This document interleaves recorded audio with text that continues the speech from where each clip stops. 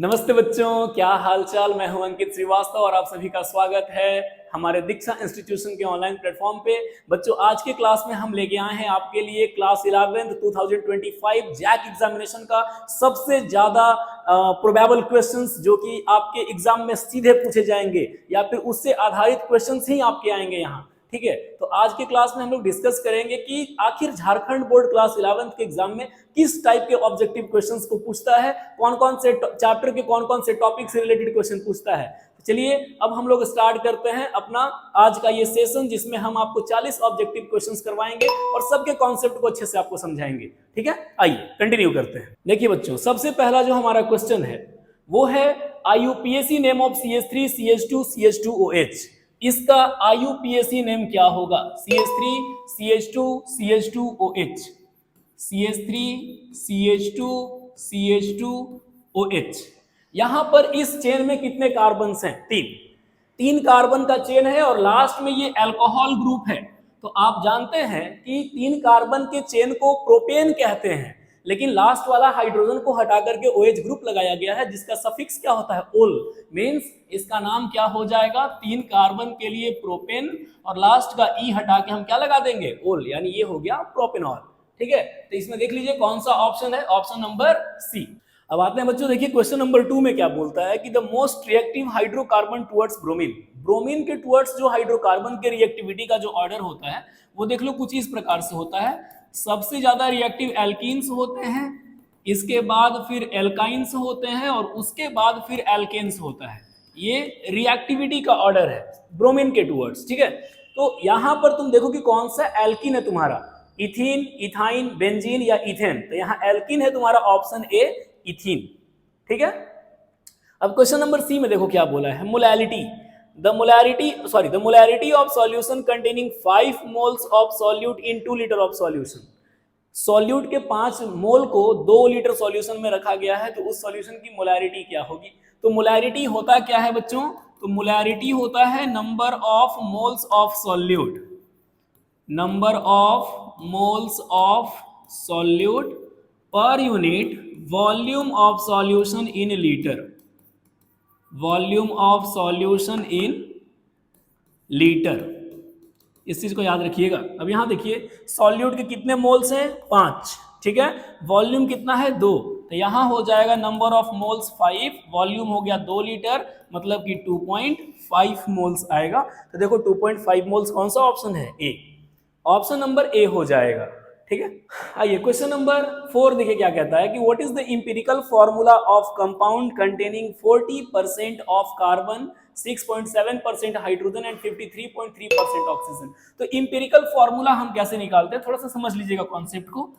एक कॉलम में एलिमेंट्स लिख देना, एक कॉलम में उनका परसेंटेज लिख देना, इसके बाद फिर यहां पर हम निकालते हैं नंबर ऑफ मोल्स और इसके बाद हम कैलकुलेट करते हैं मोल रेशियो।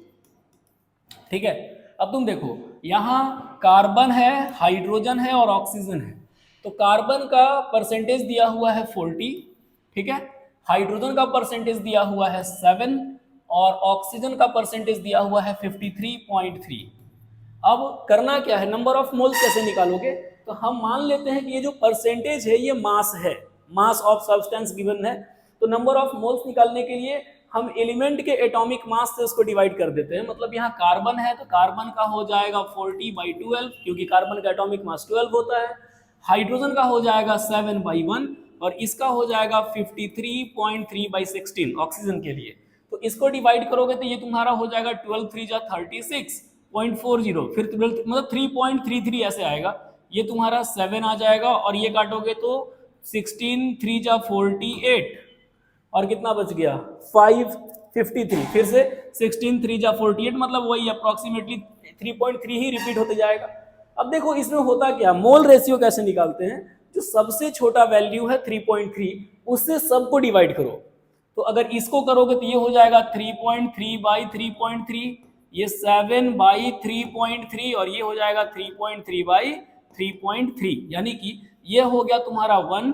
इसको हम अप्रोक्सीमेटली 2 मान लेते हैं, अप्रोक्सीमेटली 2, हम एग्जैक्ट 2 नहीं कह रहे हैं। और ये भी अप्रोक्सीमेटली मतलब ये तो 1 है ही। तो यहां से हम क्या देख रहे हैं कि कार्बन, हाइड्रोजन और ऑक्सीजन का जो रेशियो है वो है 1:2:1, 1:2:1। तो यहां से ये देखो, ये कार्बन, हाइड्रोजन और ऑक्सीजन का रेशियो 1:2:1। तो इससे क्या मिल गया, CH2O। एक कार्बन, 2 हाइड्रोजन, 1 ऑक्सीजन। तो देखो ऑप्शन में CH2O है, देखो ऑप्शन नंबर ए CH2O, ये वाला ऑप्शन। ठीक है, ओके। अब आपसे पूछा है कि अगर प्रिंसिपल क्वांटम नंबर 3 हो, देखो क्वेश्चन नंबर में क्या बोला है 5 में कि total number of orbitals in cell with n equals to 3। अगर प्रिंसिपल क्वांटम नंबर 3 हो तो टोटल नंबर ऑफ ऑर्बिटल्स कितने होंगे। तो किसी भी सेल में अगर नंबर ऑफ ऑर्बिटल्स काउंट करना हो तो उसका फॉर्मूला होता है n स्क्वायर। क्या होता है, n स्क्वायर। तो हम इसके लिए क्या करेंगे, देखो, या फिर तुम ऐसे भी सोच सकते हो कि सर n बराबर 3 है ना, तो n अगर 3 है तो इसमें कौन कौन सा सबसेल होगा, 3s, 3p और 3d, 3 सबसेल्स होंगे। 3 सबसेल्स हैं तो इसमें देखो s के लिए 1 ऑर्बिटल, p के लिए 3 ऑर्बिटल और d के लिए 5 ऑर्बिटल्स। तो कितना हो गया, 5 3 8 और 1 9। अगर तुम n स्क्वायर भी कर दोगे तो वही हो जाएगा। देखो यहाँ 3 है तो 3 का स्क्वायर करोगे तो ऐसे भी 9 आ जाएगा और ऐसे भी जोड़ोगे तो 5 3 8 1 9 आ रहा है। मतलब आपका ऑप्शन क्या है, सी। ठीक है, अब देखो अगले क्वेश्चन में कहता है कि bond angle of ammonia, NH3 का बॉन्ड एंगल क्या होगा। तो अमोनिया का स्ट्रक्चर आप कैसे बनाते हो, देखो ये आपका नाइट्रोजन है, ये आपका नाइट्रोजन है, यहां ऊपर में लोन पेयर होता है, इधर हाइड्रोजन, इधर हाइड्रोजन और इधर हाइड्रोजन, ये कुछ इसका पिरामिडल शेप होता है। तो ये जो बॉन्ड एंगल आप देख रहे हो ये अप्रोक्सीमेटली 107 डिग्री का होता है। तो ऑप्शन नंबर इसका हो जाएगा बी, 107 डिग्रीज।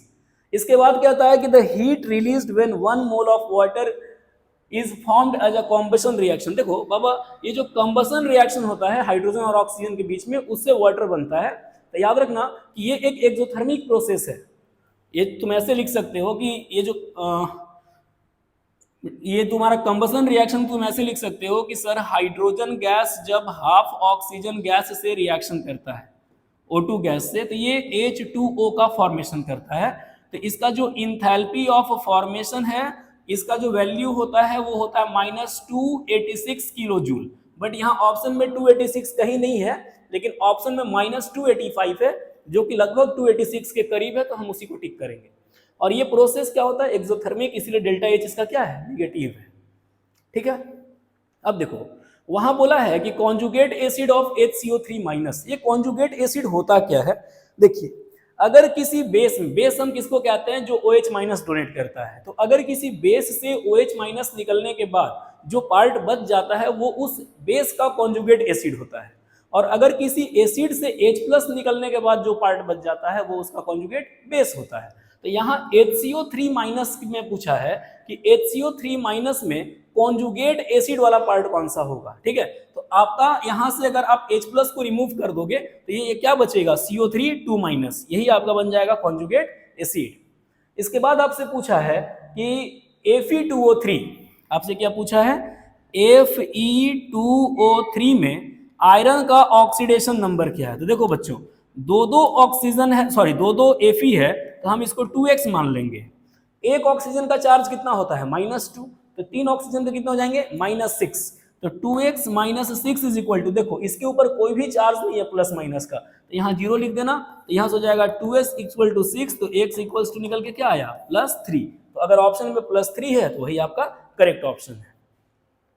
इसके बाद देखिए क्वेश्चन नंबर 11 में कहता है कि which of the following is functional group of aldehydes. Aldehyde का फंक्शनल ग्रुप कौन सा होता है। तो ये जो OH है ऑप्शन ए, ये तो अल्कोहल होता है। ठीक है, यहां देखो ऑप्शन नंबर बी में CHO ग्रुप है। CHO ग्रुप, इसको ऐसे रिप्रेजेंट करते हैं, CHO लिखो या कार्बोनिल के बगल में हाइड्रोजन लगा दो। ये किसको रिप्रेजेंट करता है, तो ये एल्डिहाइड्स को रिप्रेजेंट करता है, ये एल्डिहाइड्स को रिप्रेजेंट करता है। तो ये हो गया आपका correct option B. COOH carboxylic acid होता है और NH2 आपका एमाइन होता है। अब यहाँ पे पूछ रहा है क्वेश्चन नंबर 12 में कि इनमें से कौन सा रेजोनेंस इफेक्ट दिखाएगा। तो बच्चों रेजोनेंस इफेक्ट किसको कहते हैं, जिसमें इलेक्ट्रॉन्स का डीलोकलाइजेशन होता है। इलेक्ट्रॉन्स एक एटम से दूसरे एटम पर शिफ्ट होते हैं, तो उसके लिए कंडीशन होता है कि वहां पे पाई बॉन्ड होना चाहिए, पाई इलेक्ट्रॉन होना चाहिए, वो प्लेनर होना चाहिए, तब वो रेजोनेंस इफेक्ट को शो करेगा। तो यहाँ देखो फर्स्ट ऑप्शन है बेंजीन। तो बेंजीन का स्ट्रक्चर कैसा होता है, देखो ये है आपका बेंजीन जिसमें 6 कार्बन है, cyclic double double double alternate double bond है। तो यहाँ कॉन्जुगेशन पॉसिबल है, कैसा conjugation, double single double double single double double single double, इस टाइप का कॉन्जुगेशन पॉसिबल है। तो यहाँ रेजोनेंस इफेक्ट ये दिखाएगा।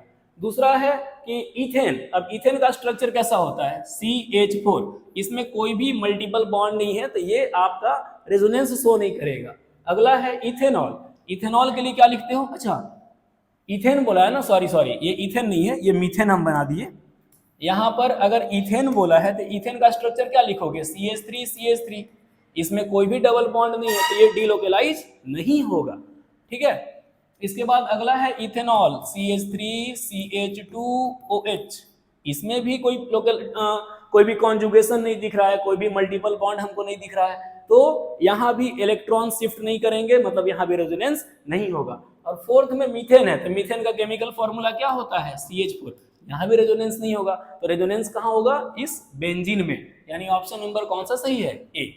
अब बच्चों देखिए क्वेश्चन नंबर 13 में चलते हैं। तो 13 में बोला है कि what is the hybridization of carbon in ethene. C2H4 में, इथीन में कार्बन का हाइब्रिडाइजेशन क्या है।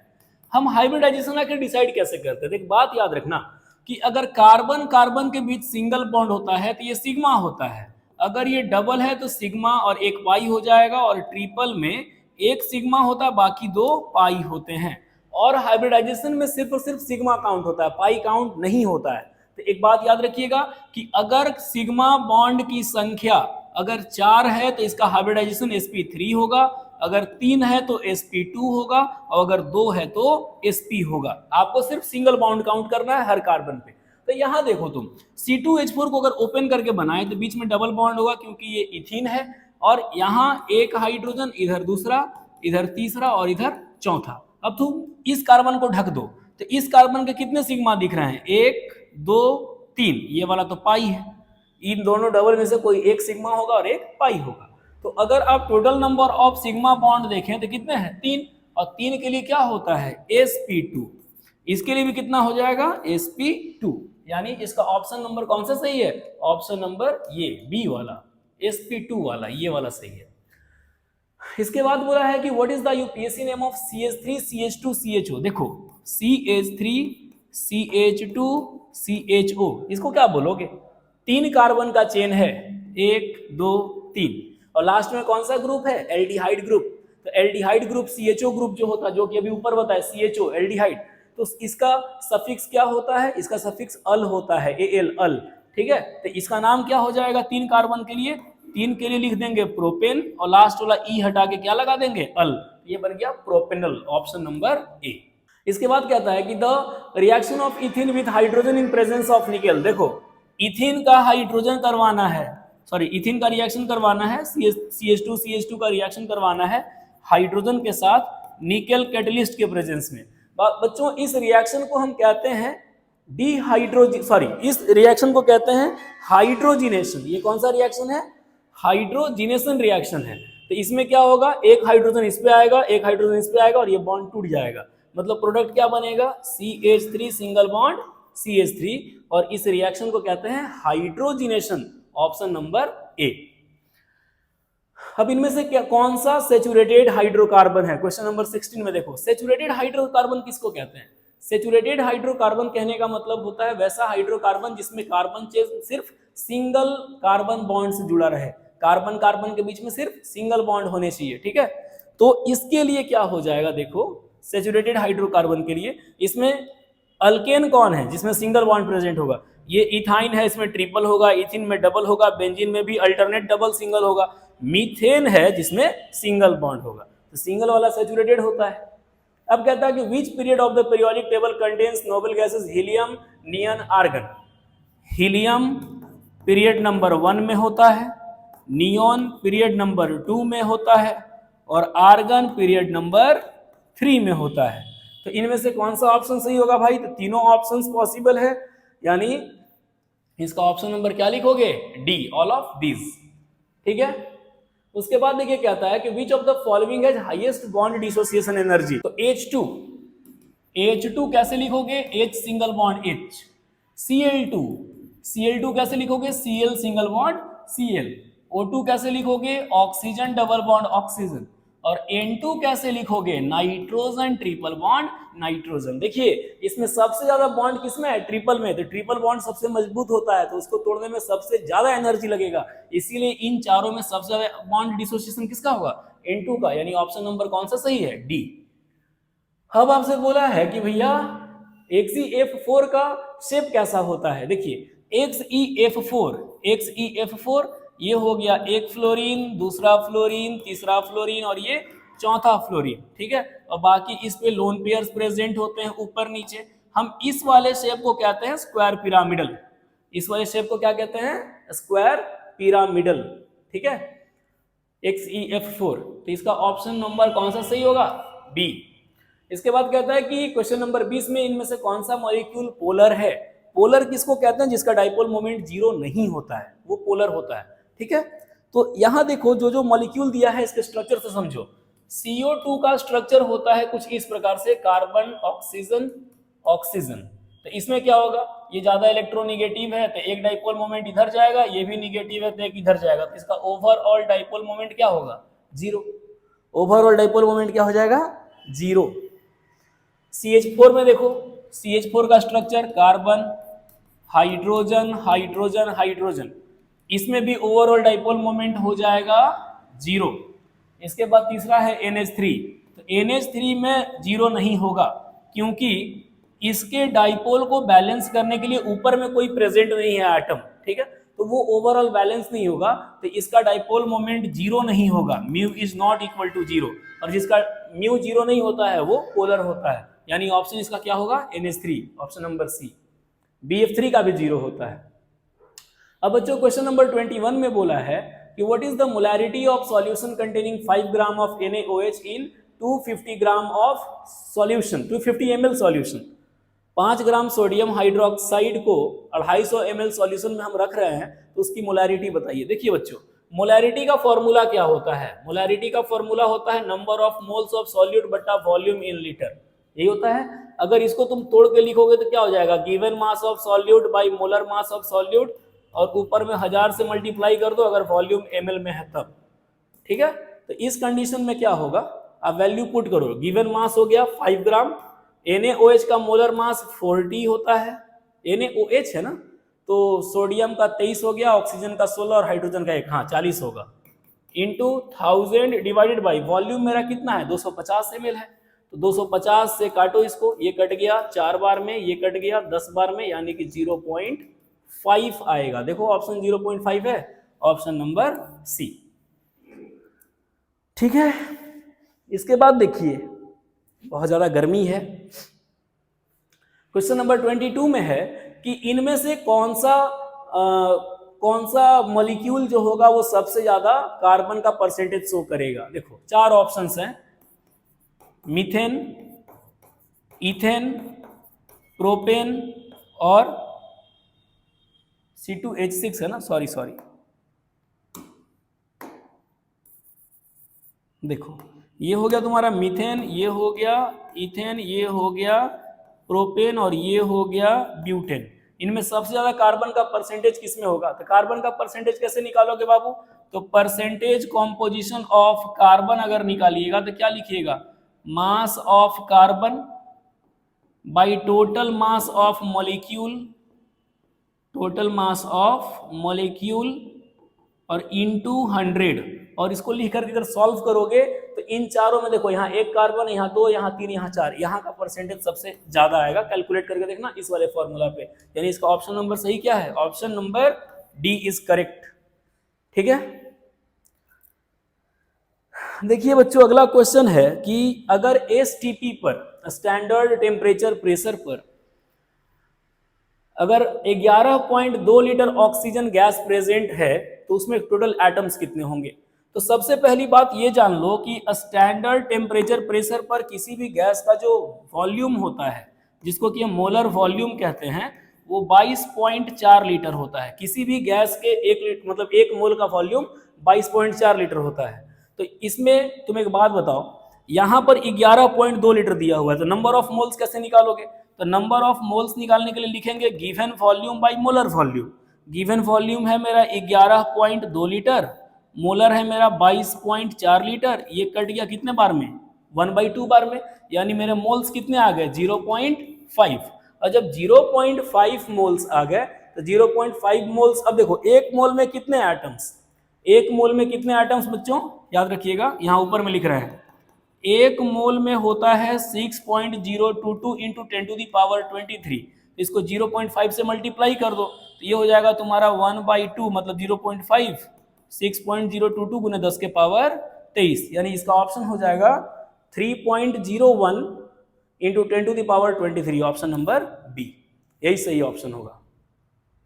देखो क्वेश्चन नंबर 24 है,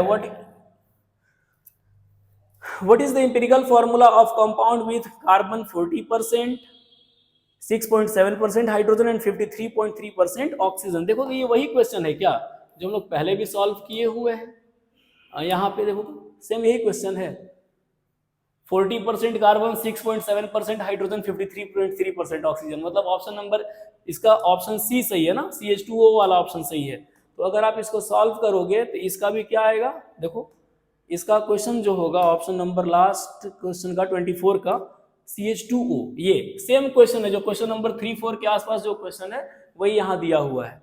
ठीक है, सेम क्वेश्चन को दो बार रिपीट कर दिया है। अब इसमें से क्वेश्चन नंबर 25 क्या कहता है कि which quantum number determines the shape of orbital? किसी भी ऑर्बिटल का शेप कौन सा क्वांटम नंबर डिटरमाइन करता है? याद रखिएगा बच्चों, प्रिंसिपल क्वांटम नंबर का काम होता है ऑर्बिटल की एनर्जी बताना, शेल की एनर्जी बताना। एजीमुथल क्वांटम नंबर शेप बताता है जिसको तुम एल से लिखते हो।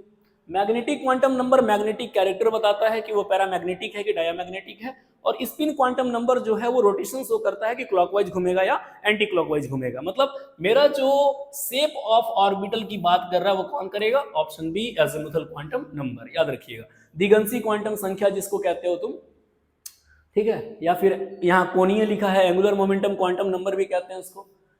अब कहता है कि the maximum number of electrons in cell, ये तो क्लास 9th का क्वेश्चन है कि किसी भी एटम के ऑर्बिट में मैक्सिमम कितने इलेक्ट्रॉन्स रख सकते हो? 2n²।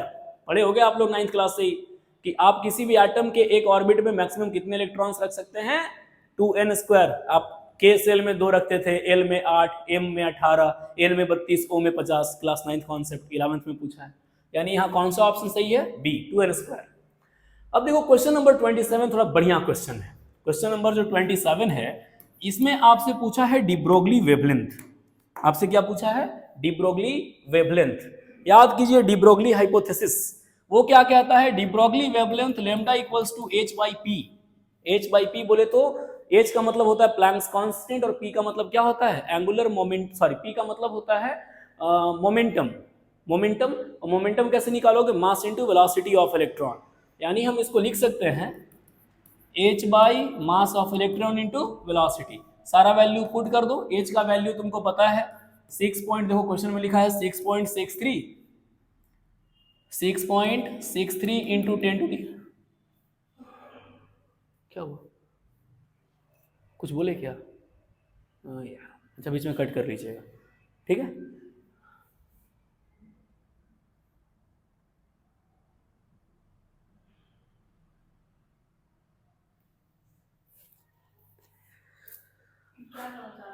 कुछ करना नहीं चाह रहे हैं, ये थोड़ा सा छोटा हो गया है।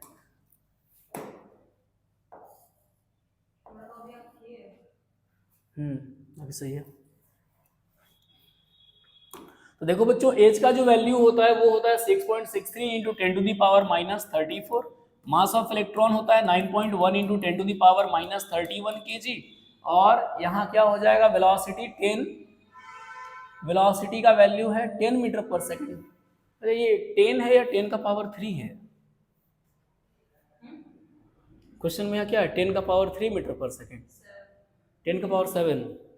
यहाँ वेलोसिटी दिया हुआ है 10 टू दी पावर 7 मीटर पर सेकेंड। ठीक है, इसको सॉल्व करो अगर अगर सॉल्व करते हो तो ये हो जाएगा तुम्हारा 31 में से 7 गया 24 बचा, ये ऊपर जाएगा तो ये हो जाएगा 6.63 by 9.1 into 10 to the power, यहाँ 31 में से 7 गया तो यहाँ 24 बचा, ऊपर जाके प्लस 24 हो जाएगा, तो 34 में से 24 घटेगा मतलब माइनस 10 बचेगा। अब 6.63 को 9.1 से अगर हम डिवाइड करते हैं,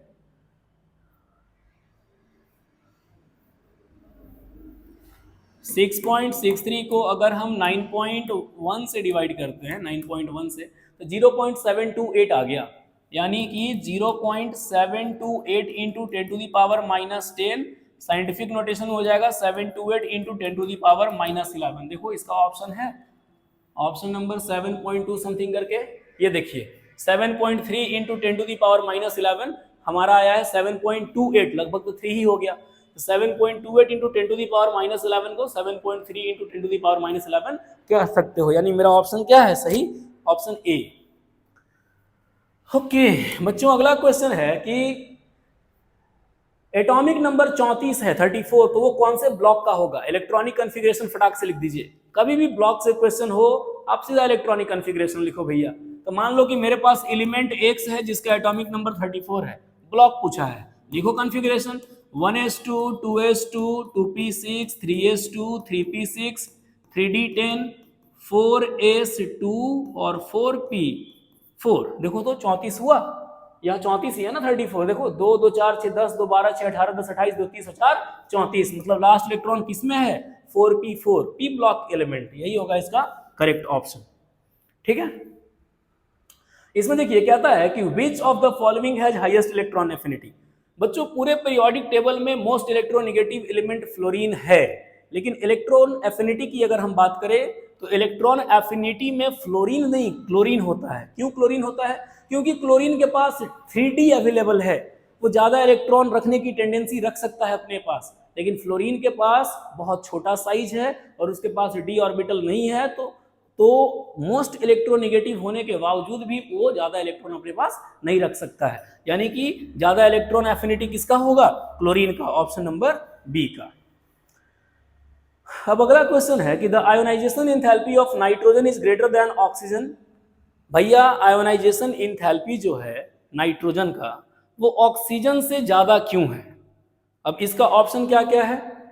इसका ऑप्शन है पहला कि नाइट्रोजन का साइज छोटा है, नाइट्रोजन के पास हाफ फिल्ड पी ऑर्बिटल है, नाइट्रोजन के पास ज्यादा इलेक्ट्रॉन्स हैं, या ऑक्सीजन के पास लेस चार्ज है। नहीं, नाइट्रोजन का कॉन्फ़िगरेशन और ऑक्सीजन का कॉन्फ़िगरेशन करके देखो। Nitrogen atomic number 7 1s2 2s2 और यहाँ है 2p3, और ऑक्सीजन का atomic number 8 1s2 2s2 2p4। तुम जानते हो कि p3 या p6 जो होता है half filled full field stability को शो करता है, तो p4 के तुलना में p3 ज्यादा स्टेबल है, तो वहां से इलेक्ट्रॉन निकालने में आपको ज्यादा एनर्जी देना होगा, और किसी भी एटम के ऑर्बिट से इलेक्ट्रॉन को निकालने में जो एनर्जी लगता है उसी को क्या कहते हैं? Ionization enthalpy. यानी यहाँ पर नाइट्रोजन के पास हाफ फील्ड पी स्टेबिलिटी है, इसी की वजह से नाइट्रोजन जो है वो ऑक्सीजन से ज्यादा क्या शो करेगा? आयनाइजेशन एनर्जी मांगेगा, आयनाइजेशन एनर्जी रिक्वायरमेंट शो करेगा। अब देखिए इनमें क्या बोला बच्चों कि which of the following is alkaline earth metal. Group 2 के एलिमेंट को कहा जाता है अल्कलाइन अर्थ मेटल। ग्रुप 1 वाले होते हैं अल्कली मेटल्स और ग्रुप 2 वाला अल्कलाइन अर्थ मेटल। तो ग्रुप 2 में कौन कौन सा एलिमेंट आता है बच्चों? तो ग्रुप 2 में आता है बेटा, मांगे, कनिया, सुंदर, बाप, राजी। ये होता है ग्रुप 2। बेटा, मांगे, कनिया, सुंदर, बाप, राजी। Beryllium, magnesium, calcium, strontium, barium, radium. अब तुम देखो कि इनमें से कौन सा ऑप्शन तुम्हारा यहां से मैच हो रहा है। ऑप्शन बी मैग्नीशियम, यानी आपका करेक्ट ऑप्शन क्या होगा? ये मैग्नीशियम होगा। ठीक है, अब इसमें देखो अगला क्वेश्चन क्या कहता है कि भैया किसी भी पीरियड में अगर आप चलोगे, आप पीरियड में लेफ्ट से राइट की ओर चलोगे तो एटॉमिक रेडियस छोटा क्यों होने लगता है? याद रखिएगा, लेफ्ट से राइट जाने पे एटॉमिक रेडियस छोटा होता है क्योंकि शिल्डिंग इफेक्ट कम होता है, न्यूक्लियर चार्ज बढ़ता है। समझ रहे हो बात को? और ऊपर से नीचे आने पे क्या होता है? ऑर्बिटल का संख्या बढ़ता है, ऑर्बिट की संख्या इंक्रीज होती है, इसी वजह से उनका साइज बढ़ जाता है। तो हम लेफ्ट से राइट आ रहे हैं, तो लेफ्ट से राइट आने पे क्यों साइज छोटा हुआ? क्योंकि न्यूक्लियर चार्ज बढ़ेगा।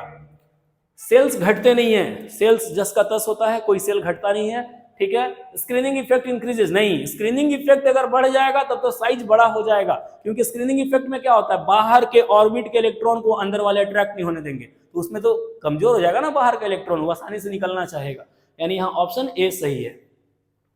अब कहता है कि बच्चों Na+Cl2 में कौन सा सब्सटेंस ऑक्सीडाइज हुआ है, आपको ऑक्सीडेशन नंबर कॉन्सेप्ट से रेडॉक्स रिएक्शन का क्वेश्चन है। Na और Cl2 में कौन ऑक्सीडाइज हुआ है, कौन रिड्यूस हुआ है, तो देखो इक्वेशन से समझो, ये तुम्हारा 2 सोडियम है, ये क्लोरीन है, और ये बन गया है NaCl, ये क्या बन गया है, NaCl। अब NaCl एक कंपाउंड है, तो इसमें सोडियम का चार्ज है +1 और क्लोरीन का चार्ज है -1, लेकिन यहाँ ये दोनों प्योर स्टेट में है, तो प्योर स्टेट में जो नेट चार्ज होता है वो क्या होता है, 0। तो सोडियम 0 से चेंज हुआ +1 में, चार्ज बढ़ा, मतलब सोडियम का क्या हुआ, ऑक्सीडेशन, और ये 0 से -1 में आया तो इसका क्या हुआ, रिडक्शन, मतलब यहाँ ऑक्सीडाइज कौन हुआ, तो यहाँ ऑक्सीडाइज सोडियम हुआ, ऑप्शन ए। अब कहता है क्वेश्चन नंबर 34 में कि पोटेशियम डाइक्रोमेट में, पोटेशियम डाइक्रोमेट में क्रोमियम का ऑक्सीडेशन स्टेट क्या है, पोटेशियम डाइक्रोमेट में क्रोमियम का ऑक्सीडेशन स्टेट क्या है। देखिए बच्चों, K2Cr2O7 ये क्रोमियम है, दो क्रोमियम है, हम सीधा 2x मान लेंगे। एक पोटेशियम का चार्ज +1 होता है तो 2 पोटेशियम का +2 होगा, और एक ऑक्सीजन का -2 होता है तो 7 ऑक्सीजन का -14 होगा। ऊपर में कोई भी प्लस माइनस का चार्ज नहीं है, तो नेट चार्ज हम क्या लिखेंगे, 0। तो ये हो जाएगा 2x - 12 बराबर 0, तो यहां से x बराबर निकल के क्या आएगा, +6। देखो ऑप्शन नंबर बी। अब देखो कहता है कि the change in enthalpy for exothermic process, change in entropy for exothermic process. बच्चों आप लोगों ने पढ़ा होगा delta G is equal to delta H minus T delta S, the second law of thermodynamics, ठीक है। यहां पर अगर एक्सोथर्मिक रिएक्शन है तो उसका डेल्टा H निगेटिव होता है लेकिन डेल्टा S पॉजिटिव होता है, एंट्रोपी चेंज पॉजिटिव होता है, यानी ऑप्शन क्या होगा, ए, ठीक है। अच्छा, कौन सा लॉ एंट्रोपी को बताता है, देखो तुरंत अभी जिक्र किए, कौन सा लॉ एंट्रोपी की बात करता है, सेकेंड लॉ ऑफ थर्मोडायनेमिक्स, तो इसका भी ऑप्शन नंबर क्या होगा, सी, ठीक है। अब क्वेश्चन नंबर 37 में देखिए क्या बोलता है कि the equilibrium constant of A reaction is 10, किसी केमिकल रिएक्शन का इक्विलिब्रियम कांस्टेंट यानी Kc दिया हुआ है, Kc का वैल्यू 10 है, तो what will happen if the concentration of product is increased. पहली बात इक्विलिब्रियम को समझो, सपोज कीजिए बच्चों की A + B आपस में रिएक्शन करके C + D बना रहा है और C + D वापस रिएक्शन करके A + B बना रहा है। एक ऐसा समय आएगा जब A + B से C + D का बनना और C + D से A + B का बनना दोनों क्या होगा, इक्वल हो जाएगा, यानी फॉरवर्ड रिएक्शन और बैकवर्ड रिएक्शन का रेट इक्वल हो जाएगा, तो उस कंडीशन को इक्विलिब्रियम कहते हैं। और इक्विलिब्रियम पर रिएक्टेंट और प्रोडक्ट दोनों का कंसंट्रेशन बराबर होता है, ठीक है। अब यहां क्वेश्चन में क्या बोला है, what will happen if concentration of product is increased. अगर हम इसके कंसंट्रेशन को बढ़ा देंगे तो ली चेटेलियर प्रिंसिपल के अकॉर्डिंग इक्विलिब्रियम उधर शिफ्ट करेगा जहां से उसका इक्विलिब्रियम डिस्टर्ब ना हो, मतलब रिएक्शन बैकवर्ड डायरेक्शन में जाना शुरू कर देगा, क्योंकि आपने उधर का कंसंट्रेशन बढ़ाया, इधर का बढ़ाते आगे भागता, उधर का बढ़ाओ पीछे भागेगा, यानी यहां पर रिएक्शन क्या होगा, बैकवर्ड रिएक्शन इज फेवर्ड, पीछे की ओर आएगा। अच्छा, किसी न्यूट्रल सॉल्यूशन का पीएच क्या होता है, 7। अच्छा, इनमें से कौन सा लेविस बेस है, देखो लेविस बेस किसको कहते हैं, अभी तक तुम पढ़े होगे कि जो H+ देते हैं वो एसिड होते हैं, जो OH- देते हैं वो बेस होते हैं। ब्रॉन्स्टन लॉरिस साहब आए, वो बोले कि H+ देने वाला एसिड होगा और Ha+ देने वाला बेस होगा, लेकिन लेविस बोले कि नहीं नहीं, उल्टा, इलेक्ट्रॉन देने वाला बेस होता है और इलेक्ट्रॉन लेने वाला एसिड होता है। यहाँ कॉन्सेप्ट पलट गया, तो तुम देखो कि इसमें से कौन इलेक्ट्रॉन दे सकता है। अब भैया BF3, बोरोन के बाहर में 3 गो इलेक्ट्रॉन होता है और 3 गो फ्लोरीन के साथ बॉन्डे बना लिया। अमोनिया के बाहर में 5 गो इलेक्ट्रॉन था, तो अमोनिया का अगर स्ट्रक्चर बनाओगे तो हाइड्रोजन हाइड्रोजन हाइड्रोजन, यहाँ लोन पेयर प्रेजेंट है, ये किसी को दे सकता है, मतलब ये क्या होगा, लेविस बेस।